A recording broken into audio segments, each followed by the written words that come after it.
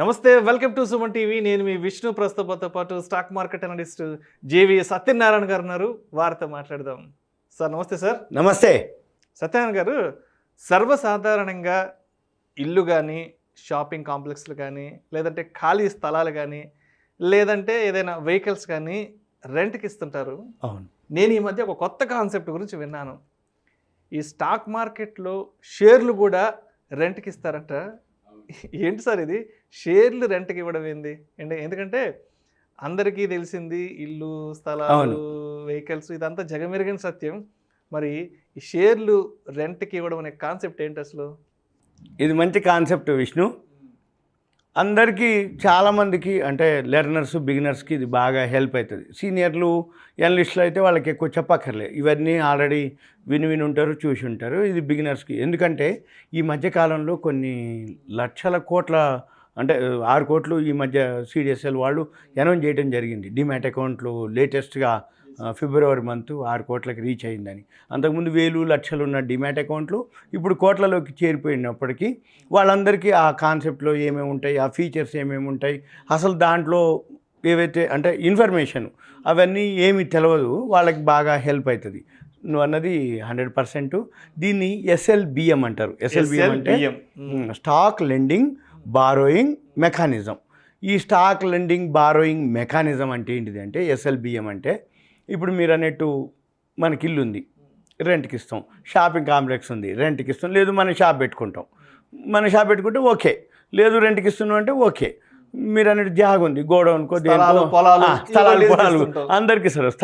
పొలాలు అంటున్నాం, కౌలు అంటాం.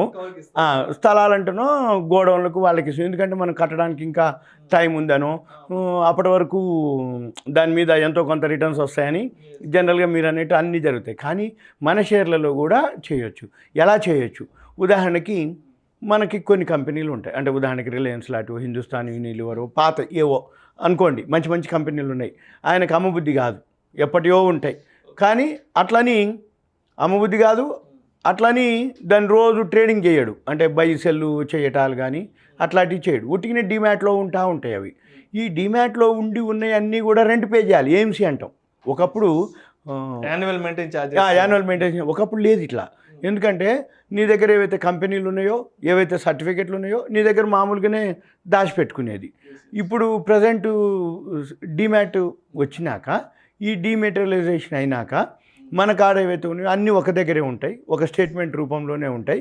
కాబట్టి ఏఎంసీలు, యాన్యువల్ మెయింటెనెన్స్లు అవన్నీ పే చేయాలి. రెండోది ఏంటి, ఈ డివిడెండ్లు వస్తుంటాయి. మళ్ళీ ఈ డివిడెండ్లు అనుకోండి, రేట్లు పెరిగితే క్యాపిటల్ గెయిన్స్, ఇవన్నీ ట్యాక్స్లు కడుతూ ఉండాలి.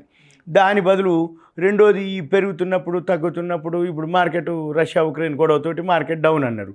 అరే డౌన్ అయిపోయింది అని ఈయనేమి అమ్ముకోడు. ఎందుకు?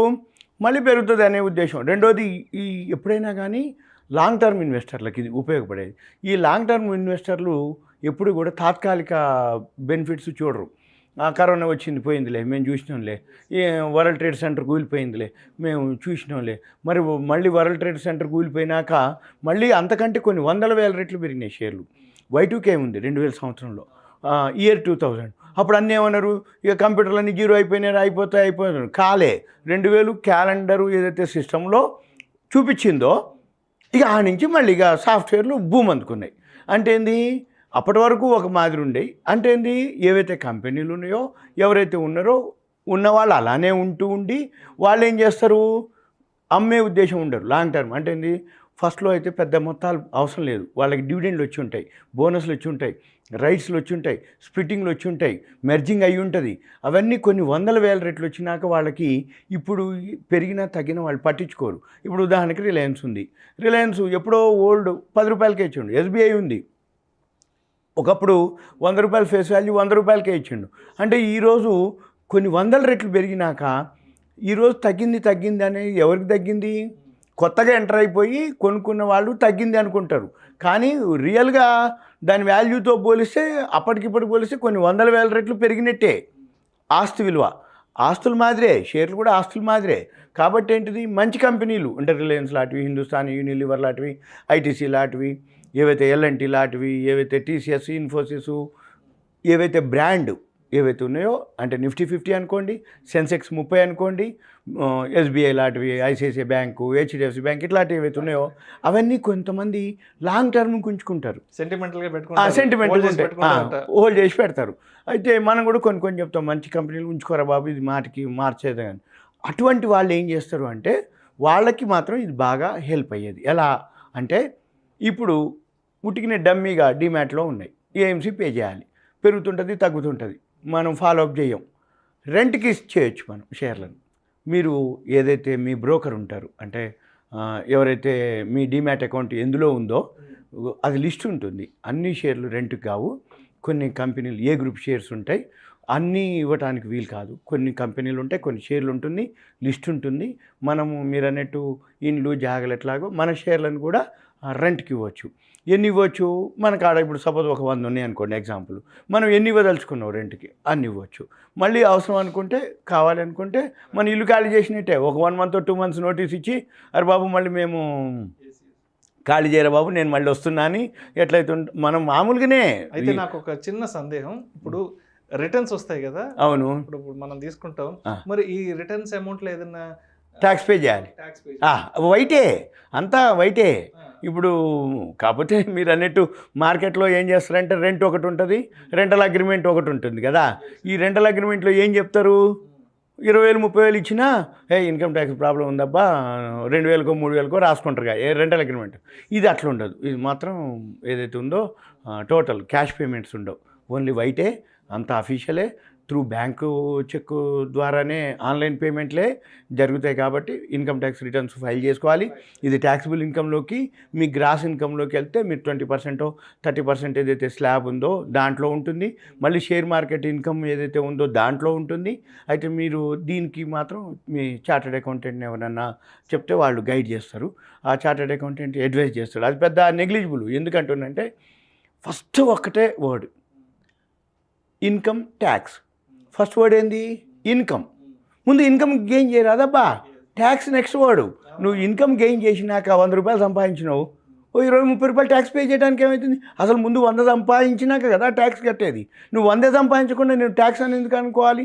అందుకని మీరు ఇన్కమ్ ట్యాక్స్ ఉంటుంది, ట్యాక్సిబుల్, ఇది వైటే, అఫీషియలే. ఇప్పుడు నువ్వు షేర్ కొనుక్కున్నావు, పెరిగింది, అమ్మేసినావు, ప్రాఫిట్ వస్తుందా రావట్లేదా? మరి అప్పుడు ట్యాక్స్ పే చేయాలా లేదా? అలానే మన షేర్లు కూడా ఇవి రెంటల్కి ఇచ్చుకోవచ్చు, రెంట్కి ఇచ్చుకోవచ్చు. మళ్ళీ ఒకవేళ మీకు ఏదైనా అవసరం అయితే అదే క్లోజ్ చేసుకొని మళ్ళీ అమ్మేసుకోవచ్చు, వెనక్కి తిరిగి తీసుకోవచ్చు. ఇప్పుడు మన ఇల్లు మాదిరే, జాగ మాదిరే, బాబు మరి నాకు అవసరం ఉంది, వద్దనుకున్న రోజు నాకు అవసరం లేదురా బాబు అని. ఇప్పుడు ఎందుకంటున్నా అంటే ఇప్పుడు చాలామంది దగ్గర ఫండ్స్ ఉన్నాయి అనుకోండి. ఇప్పుడు వాళ్ళు ఏం చేస్తారు, కొత్తగా మార్కెట్లోకి దిగిండు, ఒక 5 lakhs 10 lakhs పెట్టి కొనుక్కోండు. రేపు మార్కెట్ బాగా పెరిగింది, ఈ ఎప్పుడు అవసరం, ఈ రెంటు డౌన్ ఉన్నప్పుడు తీసుకోరు, బాగా పీక్ వెళ్ళిపోతుంది మార్కెట్. ఇప్పుడు మొన్న అంతకుముందు 63,000 పైన పోయింది అక్టోబర్లో. ఎప్పుడైతే సెన్సెక్స్ పైకి పోయిందో కొంతమంది మేధావులు ఉంటారు. మేధావులు ఏంది, ఈ షేరు బాగా పెరిగింది. మీకు చాలా కొన్ని ఎగ్జాంపుల్స్ ఉన్నాయి. TTMLే ఉంది, టాటా టెలి, అట్లాంటివి చాలా ఉంటాయి కొన్ని. అంటే 1000 రెట్లు అంటే 10 రూపాయలది 100, 200, 300, 500 అవుతుంది. అంటే 40-50 times విత్ ఇన్ 1 yearలో అయింది. మొన్న మీకు ఒక కంపెనీ చెప్పడం జరిగింది, 40 times పెరిగింది విత్ ఇన్ 1 yearలో.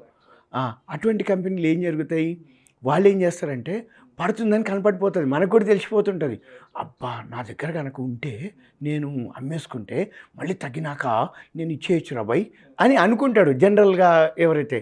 కానీ మనకు తెలిసిపోతుంటుంది, ఎవరైతే కొంచెం సబ్జెక్ట్ మీద నాలెడ్జ్ ఉన్నోళ్ళు బాగా పీక్ వెళ్ళిపోయి పడుతూ ఉన్నప్పుడు నీ దగ్గర లేవు, కానీ రెంట్కి తెచ్చుకొని రెంట్ని ఇవి తీసుకొని మనం ఏం చేయాలి, అమ్మేసి మార్కెట్లో మళ్ళీ డౌన్ అయిపోద్ది. ఇప్పుడు మార్కెట్ డౌన్ అయిపోయింది కదా అక్టోబర్ నుంచి, అవి కంటిన్యూ క్యారీ ఫార్వర్డ్ అవుతాయి. ఇప్పుడు ఆ పీక్ వెళ్ళిపోయిన ప్రైస్లో అమ్మితే నువ్వు ఎక్కడైతే బై చేయదలుచుకున్నావో లేదు అనుకుంటే క్యారీ ఫార్వర్డ్ చేసుకుంటూ ఉండి మళ్ళీ ఏం చేస్తావు, ఎక్కడో ఒక దగ్గర నీకు ప్రాఫిట్ చాలు అనుకోగానే అక్కడ నువ్వు బై చేసి మళ్ళీ రెంట్కి తీసుకున్నావు కదా, మళ్ళీ ఆయనకి ఇంకా ఇచ్చేస్తుందండి అని ఇచ్చేస్తాం. ఆయన ఏం చేస్తాడు, ఈయన కాబట్టి ఇంకొక ఆయన, ఇప్పుడు మనం ఇల్లు పెట్టినాం, కిరాయికి ఇచ్చినాం, కిరాయికి ఇస్తే నేను ఖాళీ చేస్తున్నా, ఖాళీ చేస్తున్నా, మంచిది బాబు నేను టూలెట్ పెట్టుకుంటా అంటాడు. టూలెట్ పెట్టుకొని మళ్ళీ ఇంకో వాళ్ళకి కిరాయికి ఇస్తాడు. ఇది కూడా అంతే సింపుల్. కాకపోతే మీరు అన్నట్టు మామూలు వాడక పదంలో ఇల్లు జాగలు ఏవైతే పొలాలు, మిల్లు, స్థలాలు, షాపులు ఏవైతే ఉన్నాయో సేమ్ మనది కూడా అలానే షేర్లు. కాకపోతే ఇదేంటంటే కొంచెం కన్ఫ్యూజన్ ఉండొచ్చేమో. నేను ఇప్పుడు అదే చాలామందికి డౌట్స్ ఉంటాయి. ఆ డౌట్స్ ఏవైతే ఉన్నాయో ఒకవేళ మీరు నాకు మళ్ళీ చేస్తే నేను మీకు చేస్తా. Thank you sir, thank you so much Satyanarayana గారు. ఇవాళ మీ ద్వారా ఈ షేర్లు కూడా రెంట్కి ఇవ్వచ్చు అనే అంశం గురించి నాకు పూర్తి క్లారిటీ వచ్చింది. అదేవిధంగా మీ ద్వారా మన ప్రేక్షకులు కూడా పూర్తి క్లారిటీ ఇప్పించగలిగాను sir. Thank you so much sir. Suman TV ప్రేక్షకులు ధన్యవాదాలు. Thank you. ఇలాంటి interesting videos and valuable information కోసం వెంటనే మా Suman TV money channel subscribe చేయండి, లైక్ చేయండి, షేర్ చేయండి. అదేవిధంగా మీ అభిప్రాయాలను వీడియోస్ కింద కామెంట్స్ రూపంలో మాకు తెలియజేయండి. This is Vishnu signing off.